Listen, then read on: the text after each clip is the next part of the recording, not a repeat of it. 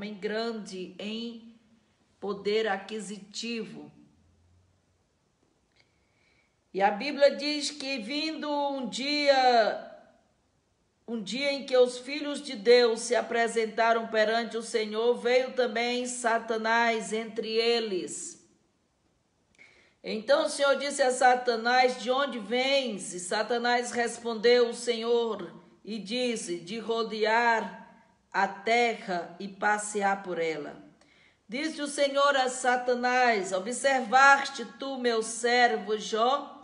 Porque ninguém há na terra semelhante a ele, homem sincero, reto, temente a Deus e que se desvia do mal. Então respondeu Satanás ao Senhor e disse: porventura teme Jó a Deus em vão?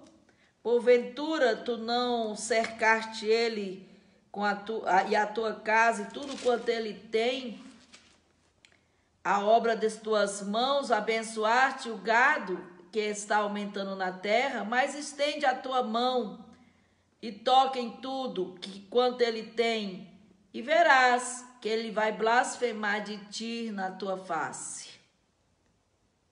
E disse o Senhor a Satanás: eis que tudo o que ele tem está nas tuas mãos, somente contra ele, a sua vida, não estendas as mãos.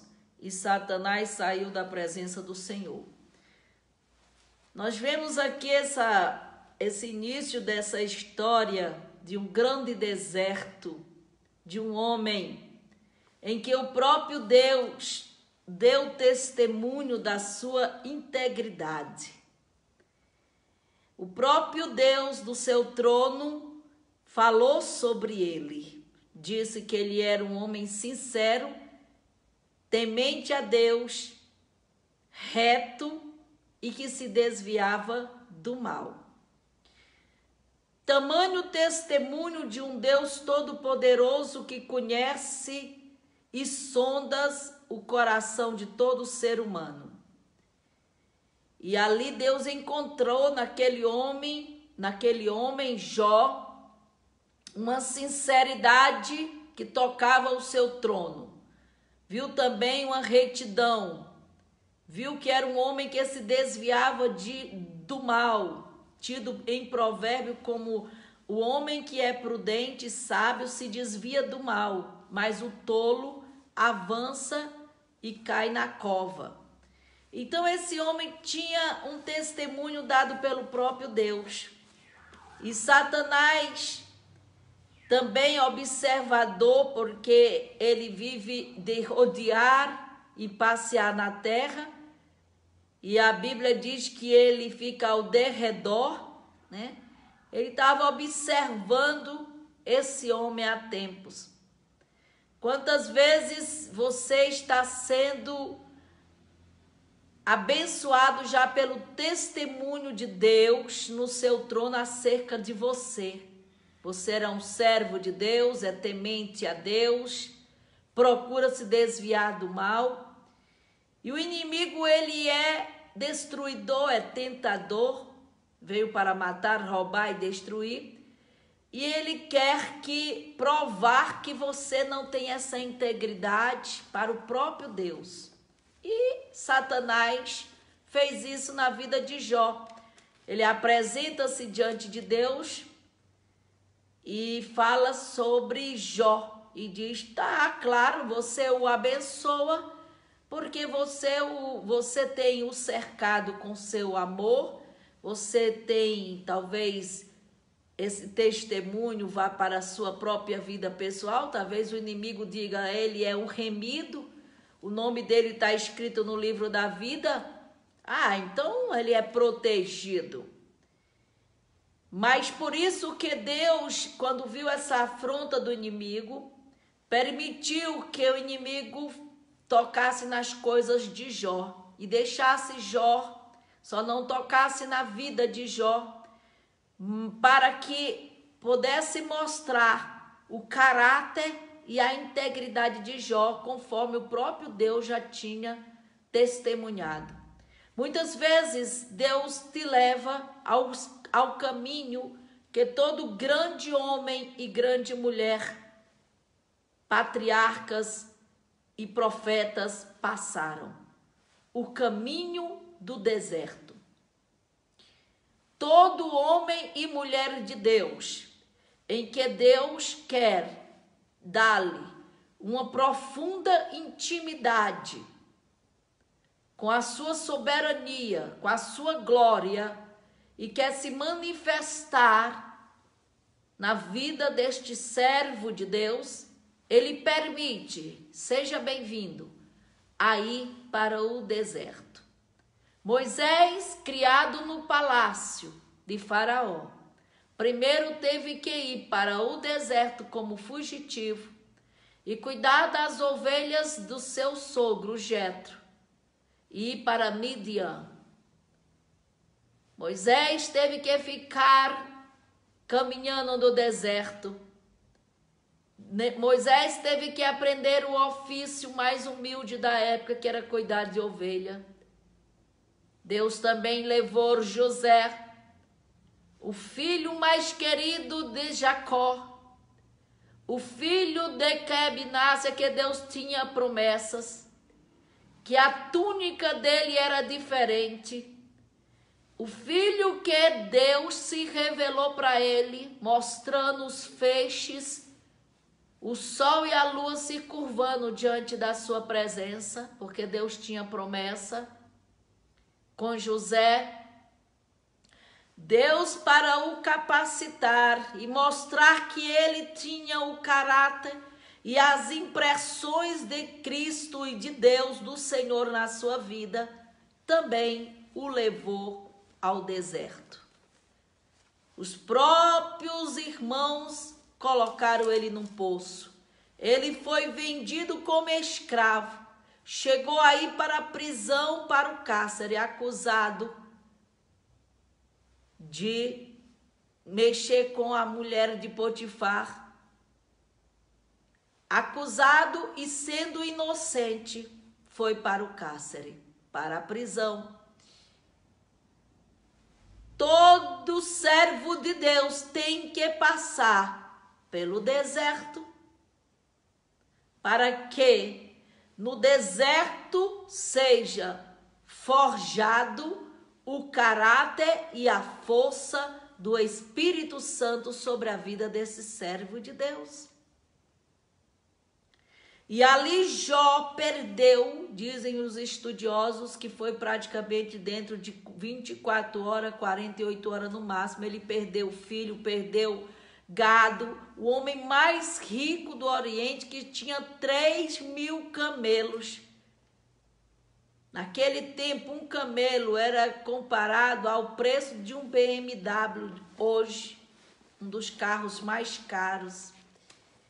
Jó tinha 3.000 camelos. Ele perdeu servos, perdeu camelos, perdeu juntas de boi, perdeu filhos, todos morreram.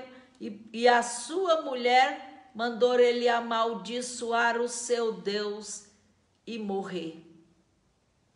Como Satanás não podia tocar em sua vida, que foi ordem do Altíssimo, Jó ficou com úlceras no corpo, que hoje seria como um câncer na pele, e passou a se raspar com telha e a sentar-se na cinza, abandonado por todos.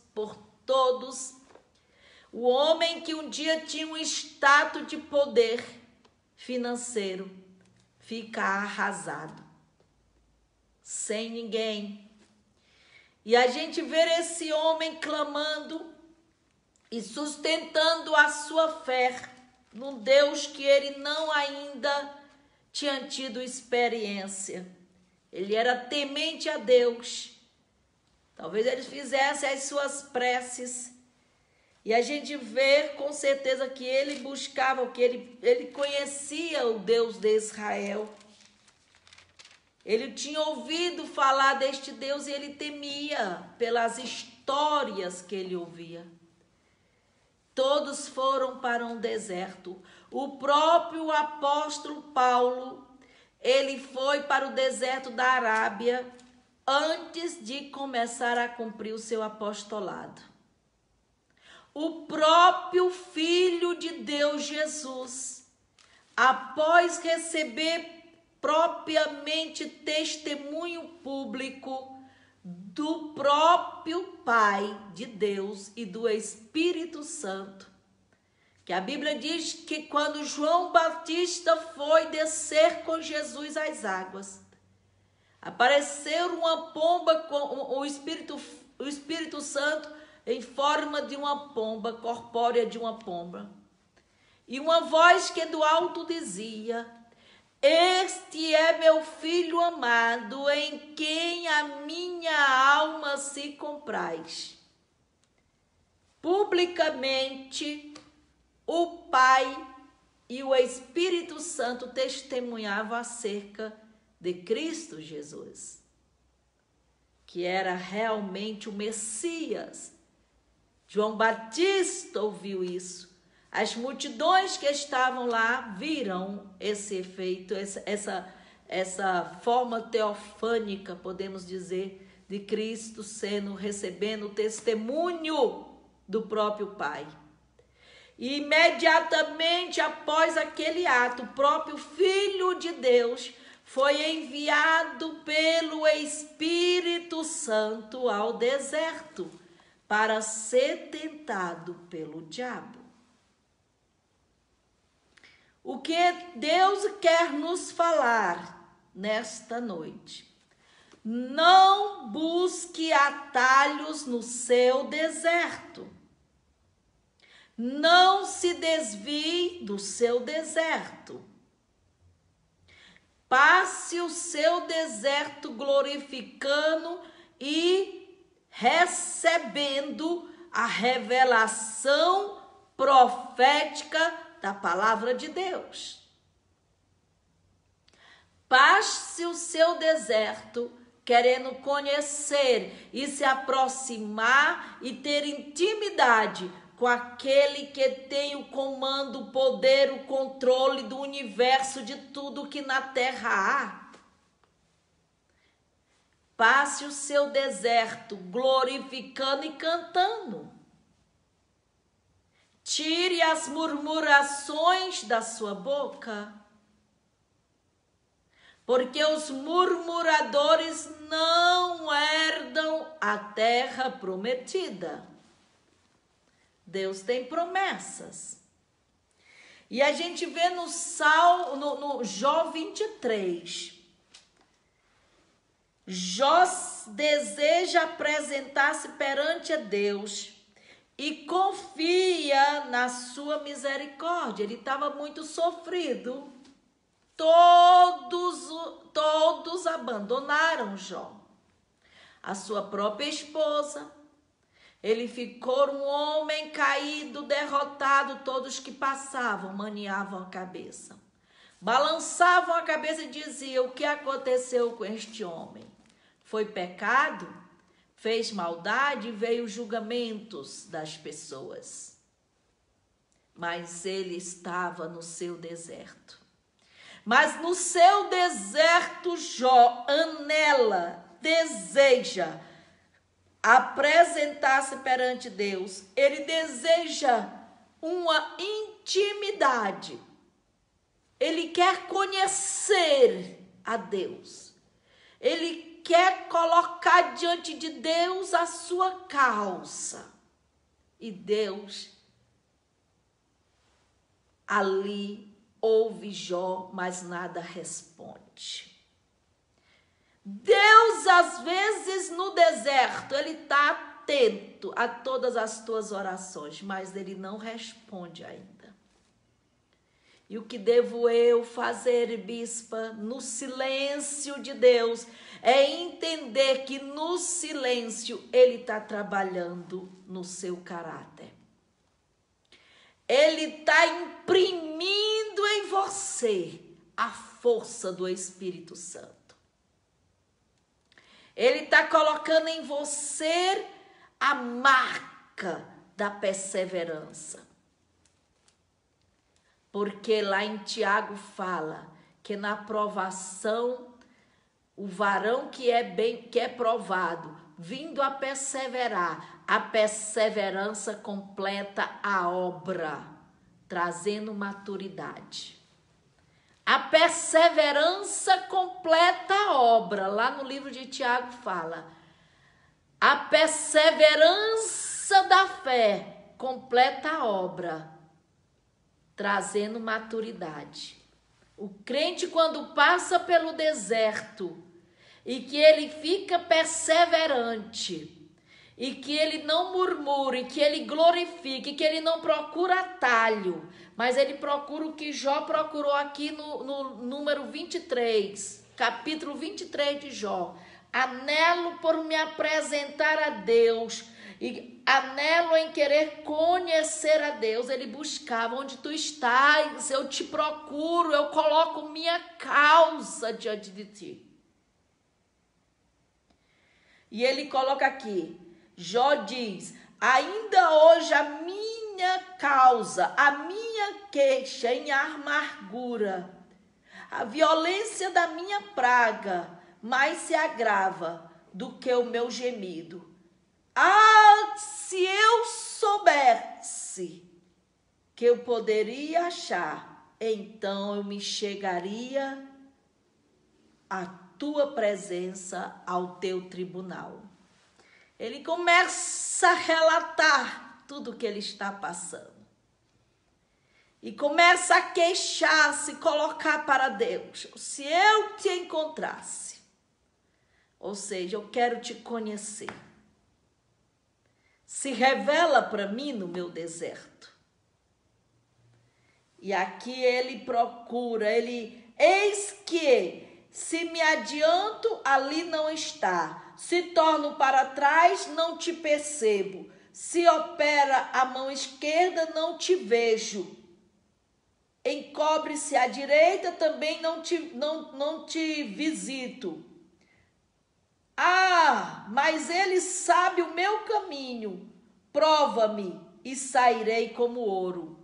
Ele está dizendo: ainda que eu não conheça a tua profundidade, ainda que eu não te vejo, que eu não te sinto, que eu procuro atrás de mim e não te encontro, que eu vou para a direita também não te ouço, mas tu sabes o meu caminho. Que ciência, né? Podemos não conhecer tudo de Deus e às vezes até não entendermos e não ouvirmos nada e orarmos 1 noite, 2 noites, 10 noites, 50 noites e nada ouvirmos. Mas ele responde dessa maneira: mas tu, ó Senhor, me conheces e sabe todo o meu caminho, como dissesse, e sabes toda a minha vida. Prova-me e eu sairei como ouro. Ou seja, pode aquecer o fogo, mas eu quero que tu me purifique, porque eu quero ser ouro.